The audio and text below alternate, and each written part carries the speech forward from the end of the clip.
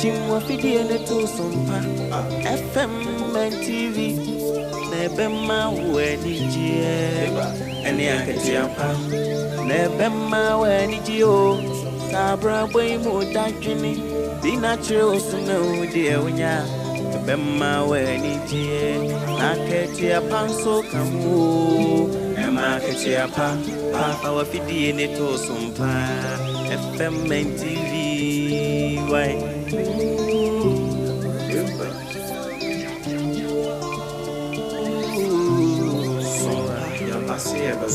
Yasin sompa mani jeni akati apana unu warada sompa de asitne imunu ema akati apa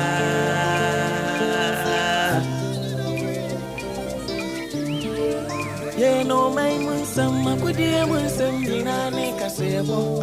bijisam ni ejasu semjina sompa de abama sompa FM Emma Katiapa, Sompa TV.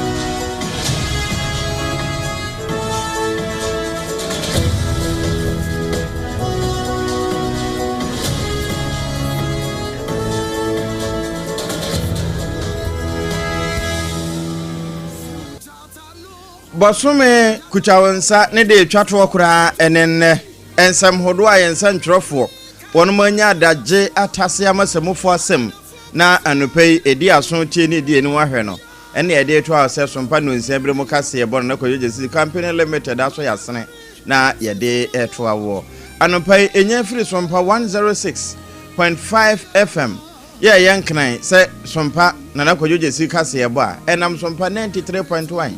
Asantema ya atum ko ase santema ntemu afi ayiko 100.9 wono nso de fa ne mfafire mu ho enso ho ebekwa kopie mu atoye mantemu a na eyesompa takwa de no ye 101.1 takwa de 103.3 sompa 101.3 edoma henkro sompa no a eno achi no bona henkro esunwaye night market wala gibe kwa na bro sanum eno ye sompa 98.9 sompa 90.7 won kransa Saradonko Plaza num jedi afifa kofra ano no ho a sabra kro na bron champion de akwa sompa 106.1 FM Techimai 106.1 FM kro na unemu se yeduru mankasi muton ene na afa ho nso wono mo fa ne denden a enye asamaketoa Adamfupa Radio o France abrochima mu Paris ene ne importamu nyinada wono mo tie sompa kase afeko decoder no so a baby FM stations ne wono ye sompa 106.5 FM eno nso ya fato ye wo Facebook live CCA wadwenkyere hia ye wo ho ena afi won kan so titiri nsemo a eboboba anopai na eno no e sompa 106.5 FM Accra ya na de Accra na so sompa FM live de ne de wura Facebook no achi YouTube ene na afa app ahodo nyina no so bo sompa na obenya yen anopai ensama asun a yede ba ne de di mu akotene ya abati bi ene se Edom kuma wonom awomra shebedwafie se enrada press release ya na se press conference ya opani a wo hye ya kwan ene akwantempo ho sem so edi tudwa no wo mugi tumu enyi ene pani a wo hwe akwan ne akwantempo so se big push agenda no wo mantimi kura project base 42 ene ya kwan enam kwan so ba Governor Awano our Bank of Ghana Dr. Johnson Esiama Pandit wadi atudwa kire mu se obi ama ne pressure bi ase wo mu a ye gi wadom license free wo mu se mefie bi etwem no wo fa ma wo no ene abana sa kase no kure bi enim so 1.2 billion bauxite lease na Rockshire International ewo wo mu nsem no wotwem no kure bi enim ebusia ensepika yenim ho enena no pay enuano ba no yesi adwa ye de so se sompa 106.5 FM Kasie na apesimaka shia woti yenka Kasie mo mimidin abena badu adepa kofi menembra triple A mine ejapia APAM DADAA yedan ye ho aba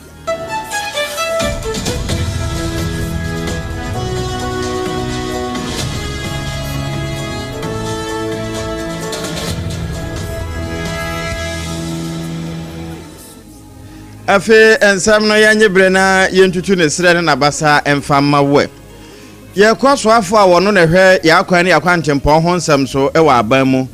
yewura governance kwame abuja ene ne dina wode atodwa sa aban no wosan ne hwene so pa se akwan ye yakwantempon akese na da Ghana fo akoma so no wobawyo esanse ne maye etoso mienu Ghana nti na woba ya wode reset agenda eniema achi nyina wotenetene no na wokasa ewo government accountability series no ase ena wode sanse mi tudwa ene da ya no wobechem se sa big push agenda no chese enya agenda kekewu na mom ne ewom no doso pa Ghana fo nyina da ewo se ye boye nsem edema aban no esanse wowo enisuade hunu ene enhyehyɛ papa ene de ma wo mai Ghana te aseman a yewo moi na woka sanse mi nyina no sade ye sompa yenso ye wo ba bia ya esemframa no sabre kro na yensentwofo wonum gina deda na enwuma eda ni wura no ena ya ye che no.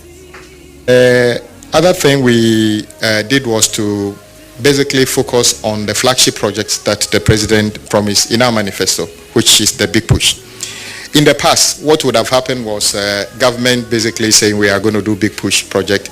and then quickly see interested parties running through the door of the agencies that I want to do this. And one of the things we identified as well was that the regime of awarding projects on a so-called design and build also created an opportunity for inefficiencies and cost overruns and projects that are not delivering value for money. So under the leadership of President Mahama, he directed that all big push projects should receive proper attention in terms of doing the studies, making sure that we do the designs and everything ourselves, and even come up with the cost. So the costs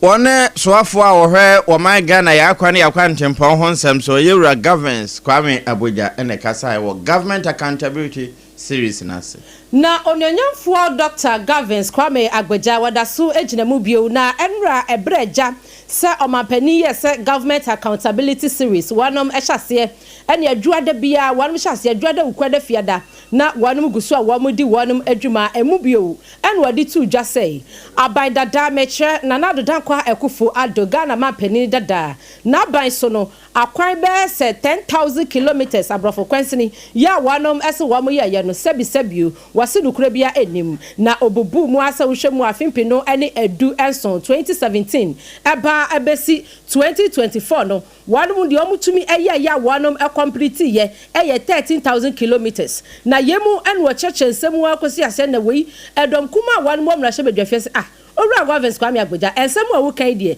kamia yesebisabio de watane eniema upside down bisa no asa de wo pesa sabi wo magana fo ehu se omampani dada na dankwa kufado eni MPP aban no wanum ebetena so finhia nwotwe asa de wonmu andwene ya kwan ne ya kwantempo wo nsam kura eti wanum wo so sansem ne mu a enye yi wo nsem.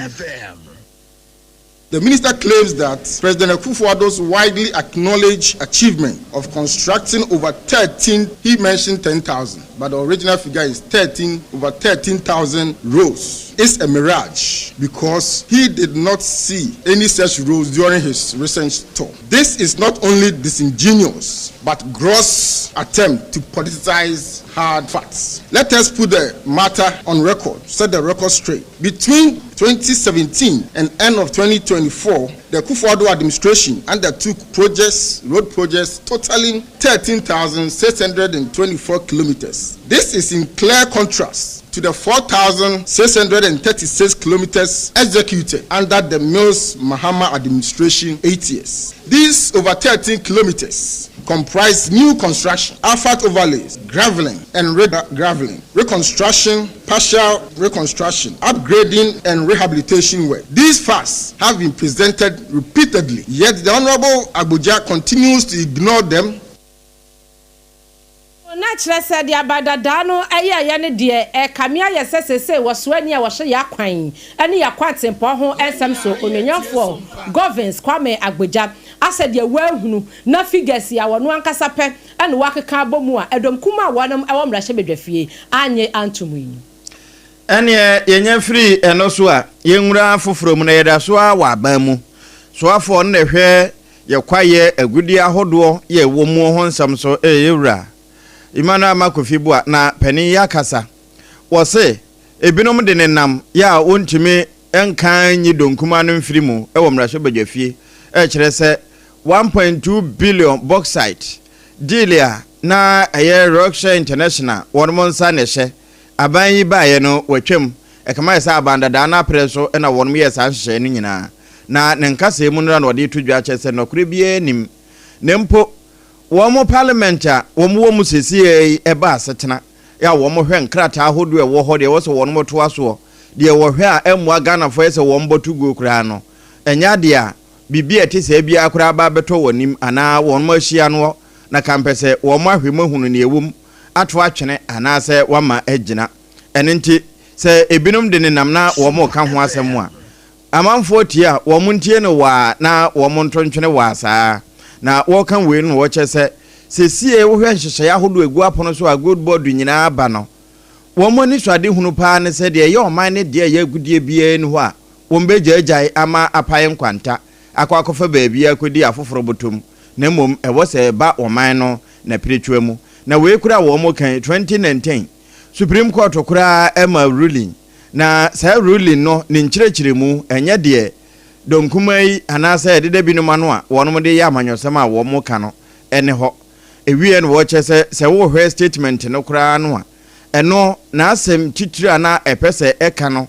eye kwan ana ase ewia mo wo mo nhyehyɛ bim ena na nani abrese wo mo ntwemra metopono so ema mpanimfo nhwe wo mo ahwe ni wanum emfa nhwe mu yie ehun twrebeto ewo mu nyina ansana sempo wo mbeto wo madwuma so a wo no mato aso nenso se beyo na wo mbehu na kura ewo mu no ene nam so amade ene nam so nyina aba na no wo kyese se ohwe mu a Ghana Integrated Aluminium Development Corporation giadekefo wo mo sei eba Ghana aluminium sector na wo no monsa ene hye wo mo de nhyehyɛ ahodo agu akwan mu a emra ema ho kwan ya we nyina wo ken ne bauxite se be na ibetimi enya free ne mofra bre mu akwakozi se ye be na ano a enya bi enya so emfa so a ebe boa mafa konso kura san nya na so agina no eno ne wo mo ni so ade hunu ne se hunti wo de tudwa kyerɛ se Western Railway Network Takura Depot expansion nom ne ho ade no ni nyina bekoso akoso na akoso yi a aluminium sector no ne refinery eno nso eka ho bi na wo ensam fufuro mu no se ye nyina ya kai se ebra Ghana na wo bia ebo nto afimpino ene aduono enan na ye mampani de na asem beto yasomu no ye mampani sesei His Excellency Yera John Dramani Mahama kopiemo ewa University of Development Studies ye twa tia friend UDS na ehwo no waka asem bi a Ghana fo de tu wo mutirimpa se nyakopon ya dom ne se Ghana fo tie ni sufre ni esanso tu abama no na ne second campaign na chese oba emaye toso mienu a abai ba ko no eye wo mo a na wo wa nkran banks a eno no ewa Ghana hase yi a wo mo gi wo mo nyina license every wo mo nsem no obesanso install e de ama wonom na asemi ebeda hosa na obi aka se ankofo ehwe mo ba wo mo ntumi nye na enro ho asem apie ewa bra empanifo apie mu 125th Monetary Policy Committee wanam eye ensamtwerefo nhyiemu anumu ana governor Edema Bank of Ghana Dr. Johnson Esiama Pundit ensamtwerefo ni BBC ne say asemi wukai eso amampani His Excellency Yera John Dramani Mahama ni campaign mu wakai o se okai pa eno omo bisa ne say entini na sesei na waba ne second coming na wogusu a wo bu Ghana ekwana sese wo na ya governor e Bank of Ghana no muso musei ebi mu ma mo pressure se ebia mo fa ho hareso na mo fa wo mo ayekutire walum license in free won sam no ya fa ma wo mo na elos odabi wo bi ya sheda ma me pressure sa nanso no owura pundit say ebra wo beso afenam eso ayese governor e the Bank of Ghana no wo so wo behu se na process bebre na ahyase ebinum kura ewo court ne adiade nanso no wono nko a entumi enhye ne ho emfa enyema ngugu akwa mu nti na hu behia se wono betwere betwɛn no omatie die be free court waba ebio nso sempo no court e de directives no eba pɛ wanum betena se wonu kwantumi enye na agya empanifo ani tini atwotwo wura wanum ka biewom wo matena se ehu sei obi bia da se wo sefata si ya de ne license besan ma no no asan operate biem e o Ghana ha no wo ma hu ne pomese bre papa. Pressure on me to restore licenses? No, not at all. Remember, the resolution framework is working. I came into office to find that a lot of progress have been made. Some cases are in court.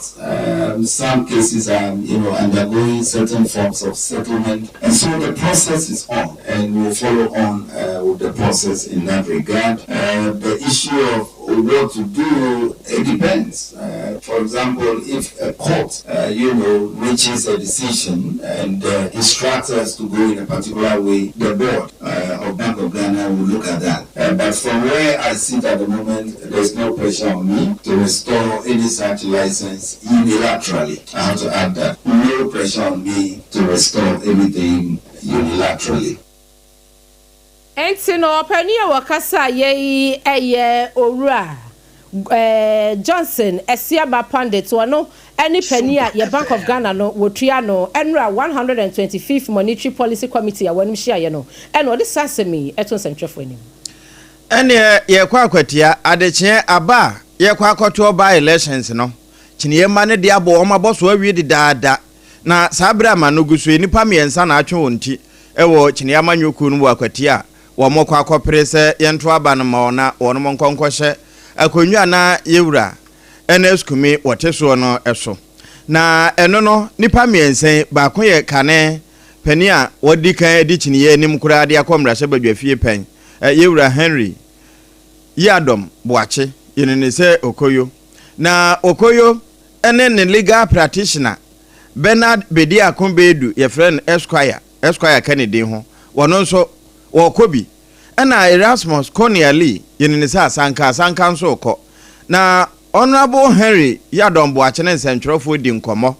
ena na ebusa ne se sesia wo mra nim ne a yewura nesi yakumi bra umode ne court no wogina mu no wono nso ba be contest bi a wo contest wo na eno no efa he na ekokosi hen na die ntikura na wo sa atwe otibio na o se adwuma no wodi ka ba be ye bia wo anwie eno nti wo be pese wo be san ba beto aso na wo awie adwuma no na se ne mra nim ni ka ho de eyefie akonwa na ato eda sebo ade hye no wo mo a ewo abetire ewo nimde no na wosi ebo epaita etimi prebi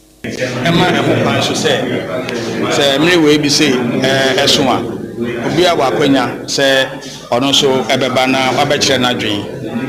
na vision ono so wono wode abeboa party adwuma I don't take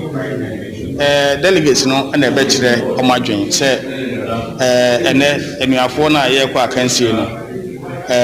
munna no ekayen dia kamo fa ma ho de nkotai eye Honorable Henry Boache echi na ontimi ye na djuma oye a wanwie nanso ama ne saa no enye ohye emom adwenkyere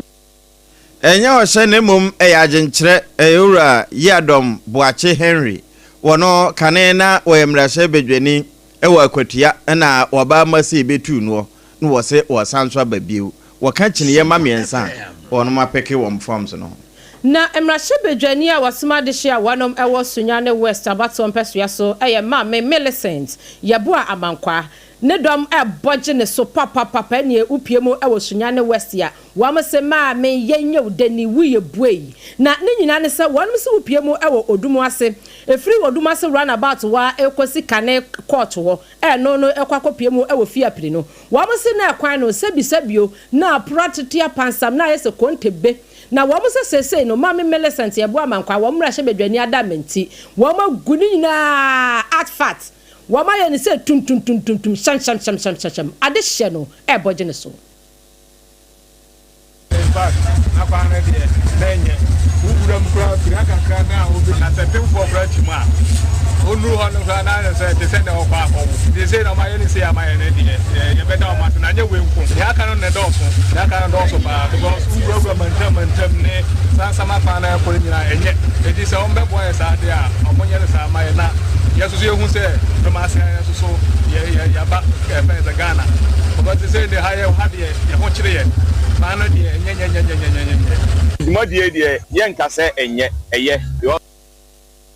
Entino ano de wonom atwa ma me puse adehia wonom ewo sonya ne West Abato empeswa so na wo mo bo mo mra hye bedwani ma me Millicent yeboa amankwa wo mbo na baso art fati a wode aba bepiem ewo mpotamo eno achi no ebunu mantam so ani ayononyamfo Joseph Ade Akwaboa wono so ebo mra hye bedwani abaso se enu futa bra ba mansa nyina no ma no upiem ewo sonya ne West ya ma mi wa ya ade dodo eno so sede one sompa kase edi hunkomoni Odehyieba MP getting to 24 years. Wan so dae kra se sa kwan or the quota begu so na yenya ampia ono baaye no 7 months ni unim no kra wo sa de wem we efro no ane botomo enya aban na atwa sika se onfa meye sa kwan we ono a ni pay a oje wo parliament na waboaboa no nkakra e de aye sa kwan we se ne ane manfo ebe firi mfutuom enti se yenya nipa bi se ya ya was eni ho kwan Entino opani a wono so kasa ye Bono regional minister ononyafo Joseph Ade Akwaboa ene na yegyina yewura Joseph Ade Akwaboa Esquire ene Millicent die so na fe yada ya ho akwaje aboafo nkrato na no pay na nakwajo Jesi Company Limited wono ena no nsia bremu kase ye bono eye no dia ya waso asene wode adanse ho ne mapapa de ede sha ase de ede kwa wie waduru mfimfini na opede wode ehemu awie no ne nchen ne wo eye nado a adanse ho ne matisa ayonro so ana penti ebia na hia cement a ne nchen ya silim botwem ene ne joint nyina wono ne ton ne papam Central Steel for ena na dwuma so no nti wono mabona baso ama track kese a Ghana ba bia etimiko enti ba bia wo bia no ototo ani na kwadwogesi wo hunu a 0204 345 0204 355 040 0204 35 50 40 na wafre no enkomo bi efa adanse hu no wono na betim ne nadie wono so to adanse hu ne mafiri ne nkyɛn a wutimi di wie wadwuma ema ebikura aka akire na wonye wono mo abeto adanse hu ne ma wo nkyɛn na da na kan sinsemu ne bia enkran Tantra Hill runabout no so hwa wo ben 21st clinic no na afi Kumase sunwa na hemfa wo de mantama wom no eno ane se wo pusu na homa woni betie na wo niema no aduru aboboa no secure sanitary pad wono na amaka se boya ye secured wono nso na secure ma na wo mo enya ntwabra na wasi wonyi ntaso anopai bosome na so na se kotokofo aba park ya ententem bo modern se wo de secure sanitary pad na besiesie wo ho eba ne sa ya wo ma ayo no oye oba mua na nanom so kura ba hemfia enam se ehoye secured na bibia eti yenti no ya wo modi asamakan wodi nso a wodi asam na kaso enenti anopai Mama Excellence Cosmetics na age ato apete wasantimantem na afa nyina wo afa hode a hwehwe no wadum PZ ana se kwada so estate taxi rank hwa asempa pharmacy dadam ho won se ka no 0243 862 158 0243 862 158 na wafre secure for na nkomo bi ewa akire no woni won madi na ebusia wanu mu a wo mo hyase de homeopathy esa yade etu yade asese hum e Ghana ha aye endpoint homeopathy clinic na wo mo se ya kanche mo se mu asabio manya stroke enwodweye anase ebia wo yade no entima nante na wanu mu mrafie emehwe no akwanya da ho woma bie woma pono ede mawo na yade a aya chronic said de broni beka no yade aya kurankoro yade wakwa China yade wakwa India ba se trel yade ne da so siw so endpoint homeopathy wasin fidie a wade abepiem wona kache no enya asem ketwa brani enfan fidie e massage wo scrutinize wo na yefan fidie ensa yade yesanso ede eye Ghana hahama enuhini nuta na afei yenu nsire no ene yedi tu yade ase afei upiemu a India wamu enu ni nyina da ya de biabo enya asem ketewa na enkran ha se no shell signboard Spinters Quantum point so e na abehu yen kuma se ye wo kronom aboahia na infertility de ye tenete ubenya baby ngenge e de ato na so prostate ho sense be ma mentwen e ma enlarge me anka ntwa se wanya prostate enlargement na se cancer betomu is wanya prostate cancer enti be ma de busumi bia wo se wo check u prostate ho sense mu be ma woni prostate na chese wa ya de enti be ma bia wo binti anu akọ endpoint homeopathic clinic ni a check ni ehu sede ejina yiye e de ama o premature ejaculation but wo de bo ani na wuje mu eyesa eyawo wo haba no enti ukọ endpoint a wonom ebebo kidney ho sensem efa ne liver ho sensem entinimu enompemu na wankasa hwemu ade bia obabi ya endpoint homeopathy wonom ebe massage wonom ewo mfidie ho honom a yedi atwiwa ma wo say yes eno ne efre no physiotherapy no ye be yobi ama wo say kama bibia da kwam 0244 867 068 and 0274 234 321 0274 234 321 na endpoint homeopathy enyo so na enei na enane bosome ne de twato akura yi me pacho so ni di hajia da ye kanfo hajia aduane amawo esanse ehwo no didi te se de wankasa wa aduane ofie enya afei na wakota aduane bia di awie wotuwa na ayamu bubom saa obi okra ne nkatenkwan ne men but so di haji ankatenkwan tum say yes wodi nkatenkwan na wache na abedi ahun say yes wodi awache say mutuo na abedi ahun say yes wodi amutuo na de ekumi kura aw haji ahun ene na wache no wodi na wache wundi awache wo babia abim eye haji special local foods ene ye kanfo ediamo aduane bia local food bia woye bi ewo na kache na yaji buffet yaji orders yamra we yase emeye aduane emfa ma wade hye afa wedding abedin to dwumedie bia mpanimfo mo committee bi yenya aduane famra mo wa wo fie yenya aduane bosomedie na watwede eye hajia special local foods ene ye kanfo ediama wo ye kire kwan enya ida kwankora ye wo hacho atomic quantum pono aso ye ben transition funeral home no na nchepe ena obehu hajia special local foods TikTok yo Instagram yo Facebook yo eye hajia special local foods frayin ni efa aduane mro wo office upe bibia di wo fie wo bi upe bibia di a ema no eye 0246 359 921 and 0535 484 392 hajia special local foods what see aduane pa efie ene ho wo madamenti ye basima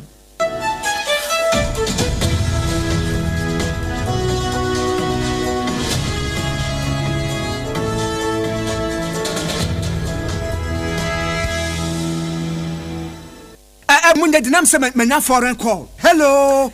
papa, what do do be new? Se me feel London eko US. Na no kra wo kra fa me bo mamania. Na papa mo ho te sei. Awurade aduma haboko. Na ko jejesi eko bo sempene mo. De woton adanse ho niam no nso. Wo hye ho de. Oh, wo hye ho. Eko ba, mesi wo bo aduma kra sre kane no a. Na woduru US won so manfo bo ndin sa na. Papa US hakura de. Na ko jejesi company limited agi ba bia. Wo Holland, Germany, France, Italy, London, Canada. Eba adanse ho niam dia. Obia se na kodjejesi company limited na matese wo bie depo kasie bi e wakaso a ho na wo bia koto adanse ho niema na eye no kura papa no kura pa a police station in Chenhua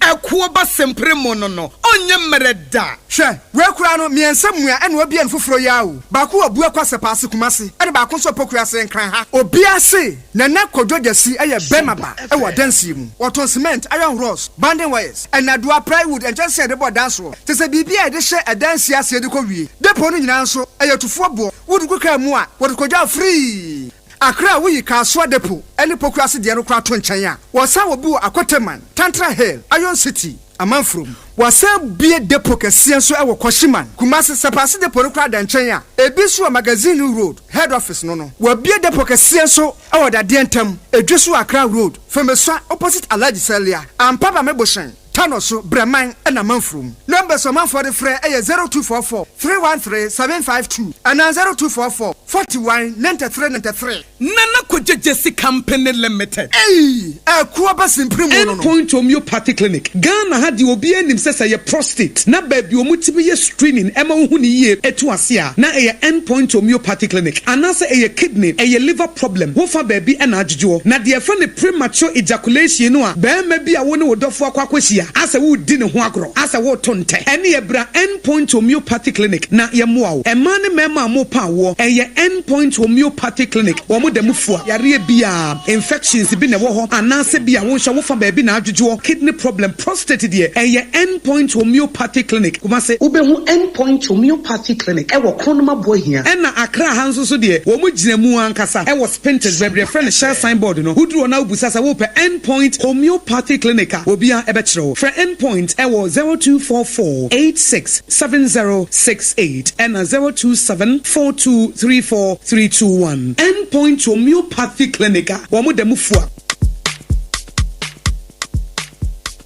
Kweku, minim sawa yeshe. Me kraman nane. Nanso ebony show wa embaso. Mani honsepeno. Ebony condoms comes in different flavors and available in all pharmacies, chemical shops, over-the-counter shops, and pubs. For bulk purchases, contact 055-230-0075. Ebony Condoms, Ghana's most pleasurable condoms. Make it worth it. We got peppermint, strawberry, vanilla, chocolate.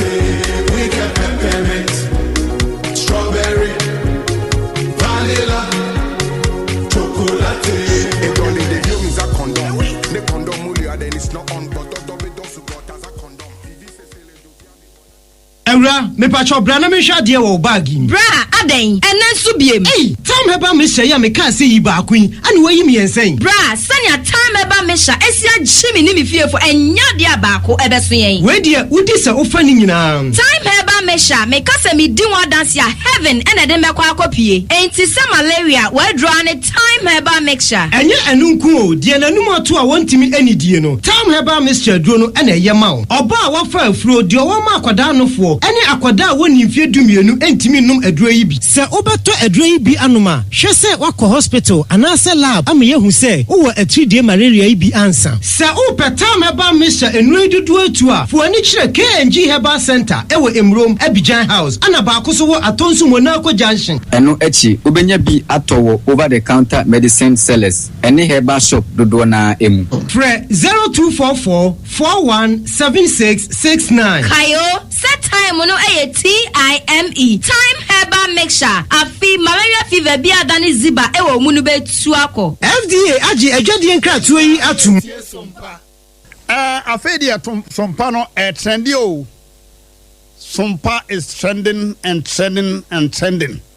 Trendy pa. Edino ko pa.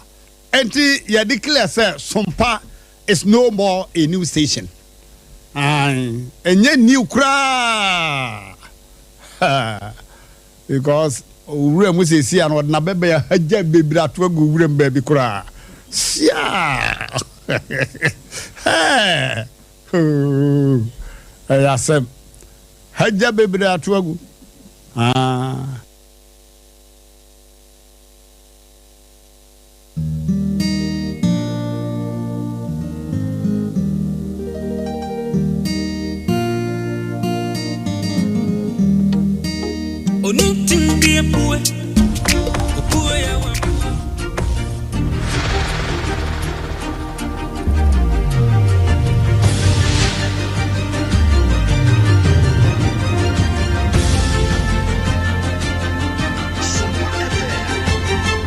SOMPA TV, Emma Akatuapa.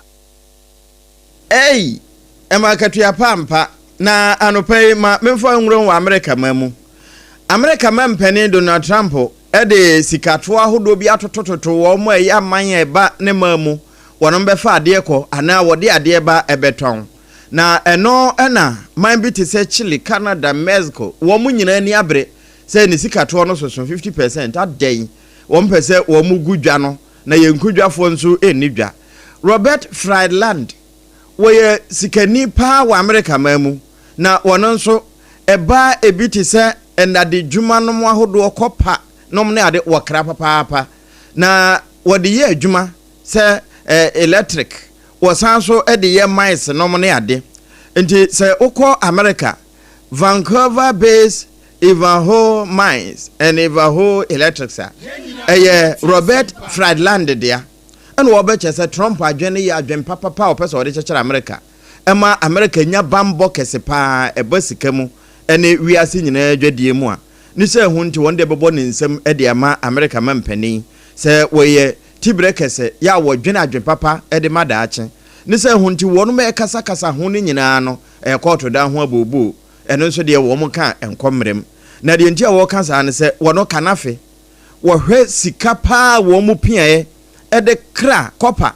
efri Mexico Chile ene Canada etime chechire oman ene nti mampene nya saa adwen no a wode nhihye wo yaba no wono ma ebebo no abombere te aso asene se ne kwojesi wo soso mpaka se anopa de asene eba siki o support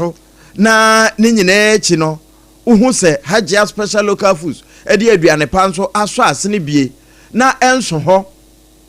no onua endpoint enso boaye ma yetime ende no